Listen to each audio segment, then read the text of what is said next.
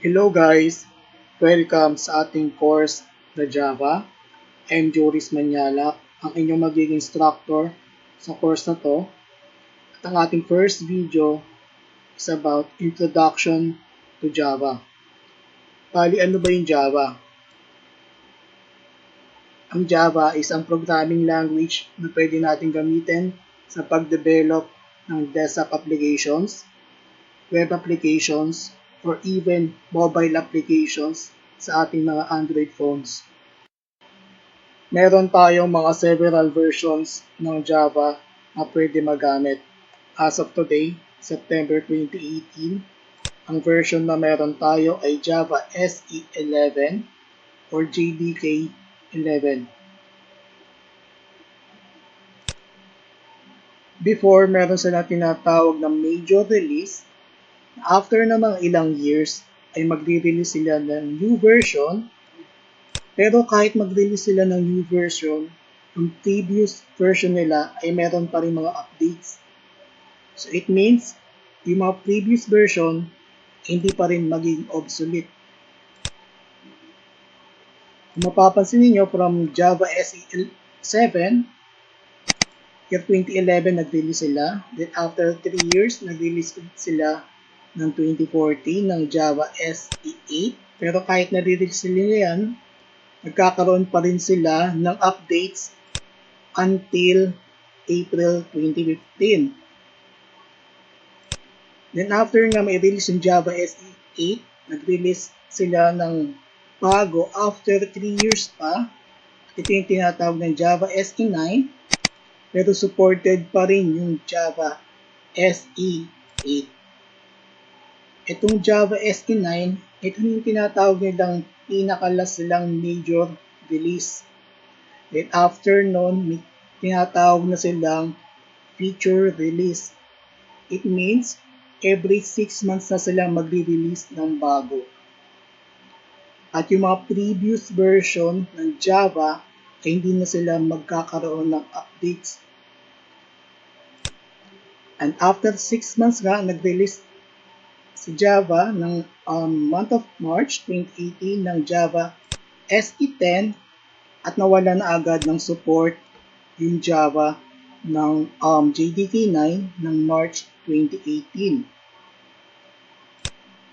And after ngayon, September 2018, nag-release na naman ulit ang panibagong feature release at yung mga previous version ay nag-end na ng updates except sa Java SE8 na merong nakalagay na LTS. Ibig sabihin, na LTS ay long-term support, which means makaka-receive pa rin siya ng updates until 2019 for commercial users. Ano ibig sabihin? Yung mga client ni Oracle na gumagamit ng Java na ayaw pa rin gumamit ng bagong version, para maka-receive silang updates, kailangan nila magbayad kay Oracle. Doon siya kumikita sa mga company na yun. At sa ngayon, Java SE11 ang meron tayo. And expect na magkakaroon to ng updates until 2022, kung di ako nagkakamali. Tama, 2022. For OpenJDK, yung free version ng Java. Pero yung para kay Oracle, the version ay not available.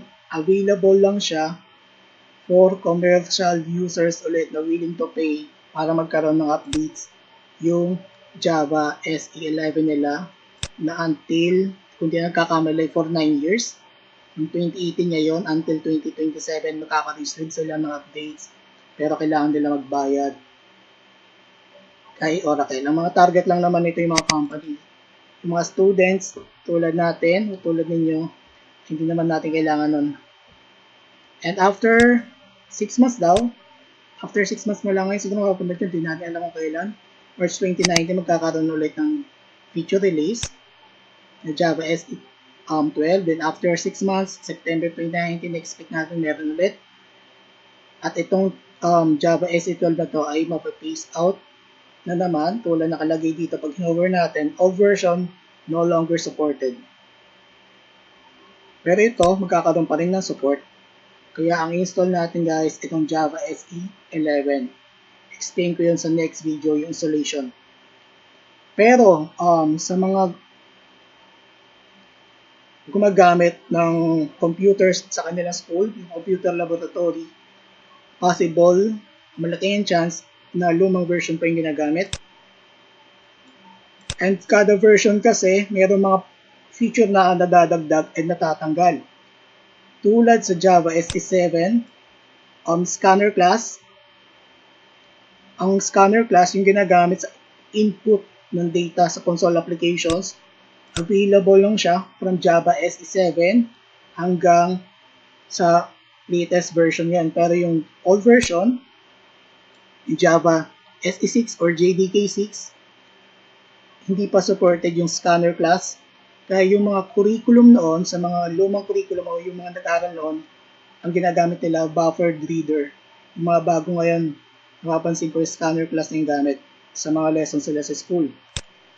Stick pa rin tayo kung anong version yung kung ano yung tinuturo sa school. Supported naman dito yung mga tinuturo sa eskwelahan.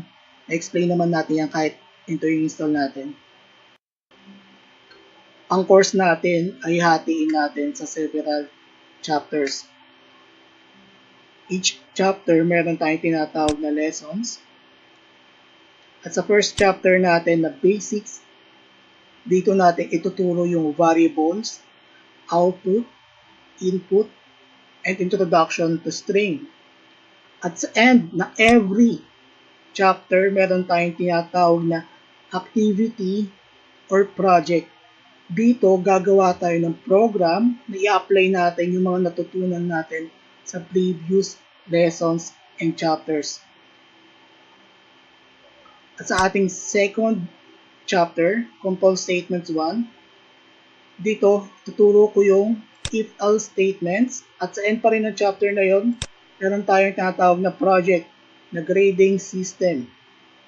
Na pagdesisyonan ko ng mga activity and project na gagawin natin ay yung mga common na pinapagawa sa school, yung mga pinapagawa sa atin ng mga instructors natin.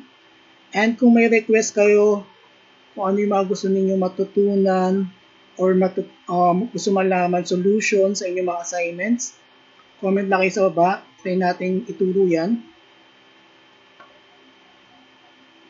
At sa ating third chapter, Control Statements 2, dito ko ituturo yung loopings. At sa end pa rin ngayon, meron tayong pinatawag na project na ordering system. And sa mga next chapter pa, mga susunod na chapter, marami pa tayong ituturo about classes, object-oriented programming methods, etc. Para magawa na natin yon sa next video, papakita ko yung installation ng Java or JDK para makapag-program na tayo. Thank you sa panonood. Kung nagustuhan ninyo ang aking mga tutorials, huwag kalimutang mag-subscribe sa ating YouTube channel at i-click ang Get Notified para every time na may upload tayong videos ay ma-notify tayo. Huwag din natin kalimutang dumaan sa ating Facebook page, facebook.com/conjuries at i-like